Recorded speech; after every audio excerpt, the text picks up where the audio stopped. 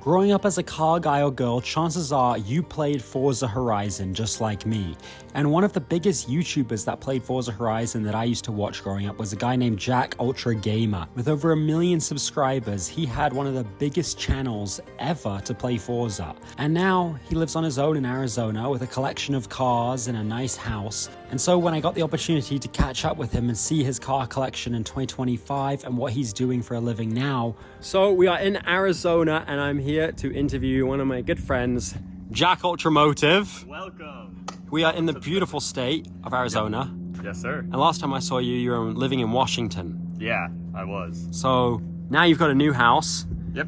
And where did this come from? CA? What's going on? This is a loaner for the week. Shout out GM. But yeah, we're attempting to become a auto journalist now. So I'm getting free cars, which is cool. But yeah, it's just for the week. It's not mine. You're doing car reviews now? I'm gonna try to. I'd love to, actually. I'd love to have a career in that. I know it's oversaturated, but that'd be great. I am 23 years old and I developed a following off of Forza gaming videos, automotive gaming videos. I've been doing YouTube for over 10 years now. I started the channel when I was like 13 years old or so. But I also do vlogs, automotive lifestyle content and stuff now too. Yeah, been doing it, still doing it. And that's what got this house right here, which is... Yes, this isn't owned. I own a property up in Seattle, Washington area. That's currently being rented out, and then I'm just renting out down here because I just moved down here like 8 months ago, and so was still kind of feeling out the area, but I do like it a lot, and so we'll probably be hopping around place to place for a little bit. But yeah, this is everything that I would dream my long-term place to be. Yeah. Well, before we open the garage and show the cars in here, this your Raptor. What have you done to it? This is essentially my daily driver, my tow rig. Had it for about 3 years now, and it's only just got these T37 XTs. They're real T37s from Japan. Had to put if you guys know me, you'll find that I am a JDM guy at heart. So I had to put some Japanese flavor on the American F150 here. But that's literally it. I don't think these things sound good straight piped, and I have no reason to make it fast. So yeah. So that's that. Now let's see what you've got in the garage number one. Yes.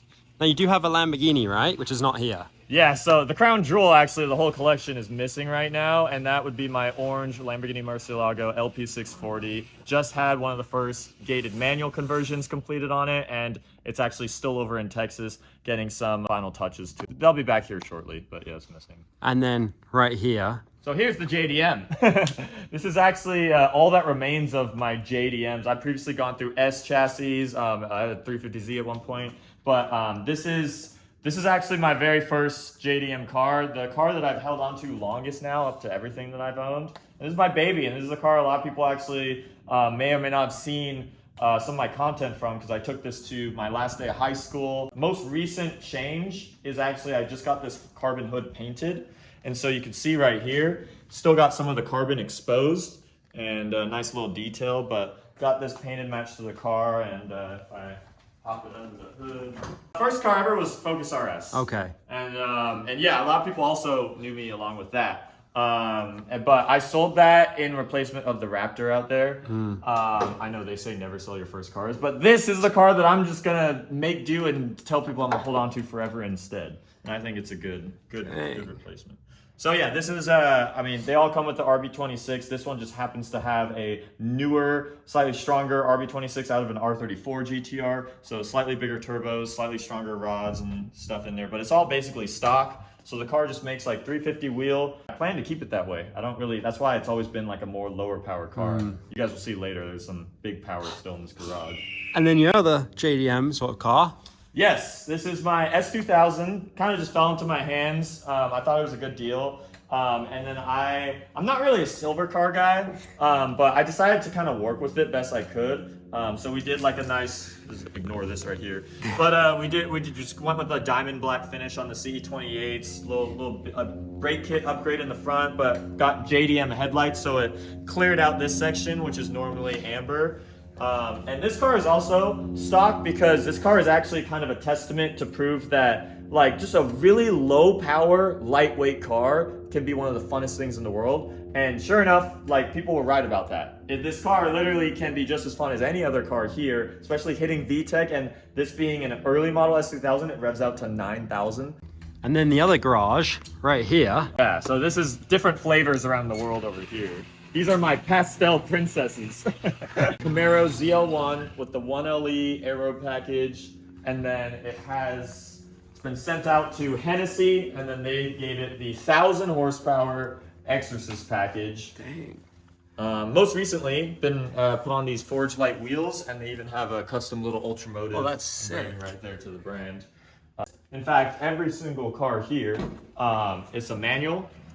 A lot of Camaro guys, they don't seem to do that. I don't know why. I think it's actually one of my favorite things about this car. And I mean, it does actually make it slower. This thing, I've taken it out on track, and the amount of front grip you get, it's got 305 wide tires in the front. The only thing that's bad about it is the gas mileage. Is this your favorite car in your collection, you think? I think because the Mercy is manual now, I think I'd have to probably go to that. Mercy. But this is a really close second. Like it just, yeah, like I said, it just does everything, and it does everything with no issues. And your new car, sort of, the one I haven't seen before, and also you're just about to unveil, you probably just unveiled this color by the time this video's up. Yeah, this is my most recent addition to the fleet. This is my Porsche 911 997 generation. It's a Carrera S. And yeah, we finally understood Porsche mentality and become a Porsche guy with this car. It was very distastefully modified, and the hood was painted red, the mirrors were red, the hood had wrapped carbon on it, the car was black, the crash bar was red. It had a crazy GT3 RS wing on a Carrera, which is just a little bit much for me. And so my mission was to get it for a good deal because of all those mods that all the Porsche purists didn't want to pay for, and then clean it all up, and now I have my dream 997. Yeah. So we still have a GT3 front bumper, but it's wrapped in what is supposed to be a chalk gray. We have 3-piece Workmeister wheels on here. We have a nice like kind of Carrera based on like the 2.7 RS, just a little throwback stripe. We have a Sport Classic ducktail back here. And then yeah, nice little simple like fat speed exhaust, nothing like too like absurd. Yeah. And then this car is a manual as well, which is what I think is really like the key point with at least a 911 in my opinion. This thing is awesome. I love it because it looks like a sport classic. Exactly. That's what I was really going for. Like that to me is like the dream look. Yeah. At least if you're gonna have a Carrera. If you properly will own a GT3, then yeah, have a big wing, have crazy aero, all that kind of stuff. But because I didn't want this car to be too much of trying something to be that it was not, I think the cleaner ducktail look is definitely the move. And also on the interior, we refined a decent amount. The interior had a whole ton of freaking red and silver, and so we blacked out the center console. We added a 991.2 steering wheel, and even in the details, like the white stitching, the white gauges, and some of that, it all kind of goes with the colorway of this car. And you still got back seats. Yeah, exactly. Do you think you're going to put GT3 or any upgraded seats in this car? That'd be like on good deal only. Yeah, because parts are expensive. Insanely expensive. That was one of the things I realized about this. This car, like you could probably find one for with this mileage, like for around like 50,000 or so.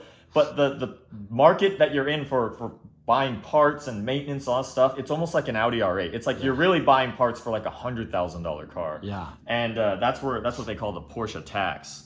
So how much did you pay, or how much are you into for this car right now? I paid like around 40. Okay. And it's got 60,000 miles. It's a clean title car. And what I paid out of my pocket for like various mods and stuff for that is like around like 11 or so or more. Okay. If you were to full price all the mods and everything that I've added in, full price retail, it would actually be like upwards of like $22,000 worth of like stuff that's been loaded. So you're about 65 into this car. How much is this one worth? Exorcist can go for like 6 figures. Bought this car for just under 70.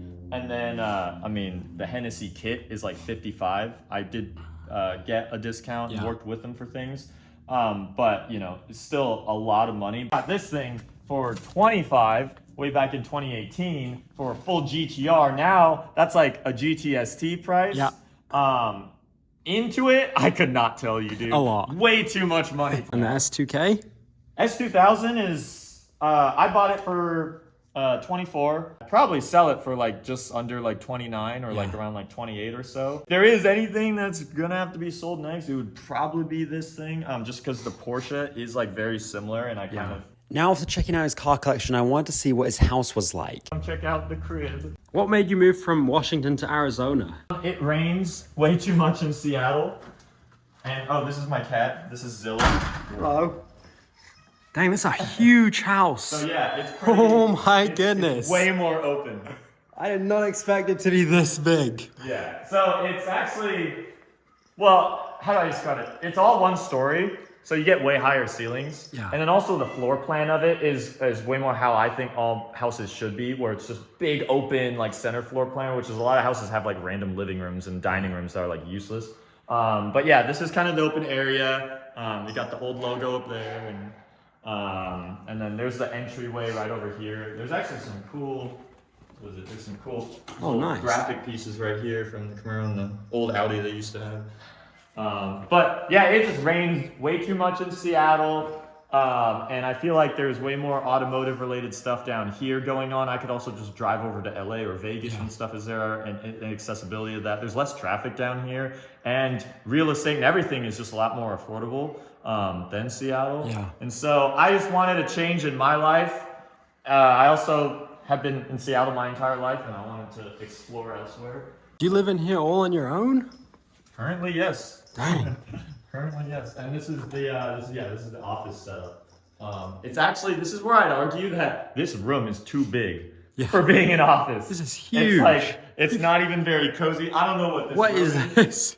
I don't know what it is. I think it was supposed to be a hallway that someone blocked off, and then so yeah, you end up with that, and I just store stuff over there. But yeah, you have the various play buttons that I've accumulated across the years. Dang. And then yeah. Oh, you got the OG play button. Yeah. Wow. How long you been doing YouTube for? Since 2013. So coming up this summer would be 12 years. Now, I want to know why Jack thought he found success playing Forza on YouTube. Starting off with gaming, and I found various little things that people liked. So I did like a Minecraft prank originally, and that like found some people trickling in. So I did that prank a couple more times. Then I did like Top Gear in GTA, and people liked that a lot. And so I did that a couple more times. That also helped the growth. And then that being one of the things that kind of developed, there was this combination of like an automotive and gaming audience base from GTA Top Gear style stuff. So when Forza Horizon 3 came out, I was like, I'm just going to go all in on this game and kind of take some of the GTA Top Gear challenges that we did in GTA and apply them to Forza. And we did that, and that's what really just like skyrocketed everything. Wow. And I guess the creative challenges that we were doing in that game hadn't been put out there, and I think that's really what like took off kind of a lot of the stuff. Now that Horizon 3 has been replaced by 4 and 5 and we're waiting for game number 6, I wondered what Jack was doing these days. Now I still have gaming videos uploaded on a gaming channel, so you can find that, but then we're also just vlogging some of the real life stuff that I've been able to afford from gaming. Yeah. so yeah, because I still have passions with real life car stuff, real life car events and building them up and stuff.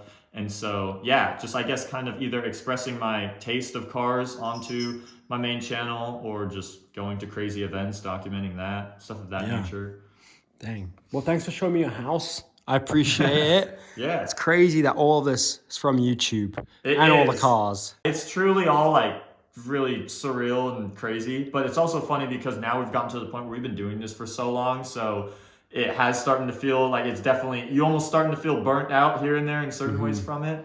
And yeah, it's all just navigating everything. I think a lot of creators are feeling that right now, honestly. Yeah. Especially in the car niche. Yeah, because typical careers last like 10 years or so to when most normal people probably segue to something else or maybe just get a different job or something like that. And I think that's kind of what is happening is a lot of these YouTubers, even longer than 10 years. Some guys have been doing it for 15 or whatever, and they've just been doing the same thing or just been at it. And I think naturally people have to eventually start to have a burnout of stuff. So I'm still as like hungry to figure out what is another big thing for me in life. And it's just kind of navigating that with content, seeing like what works. I mean, I'll still be doing content because that is what I'm best at, and that's still at least doing well enough that it can pay bills, and trying to see what content people want to see.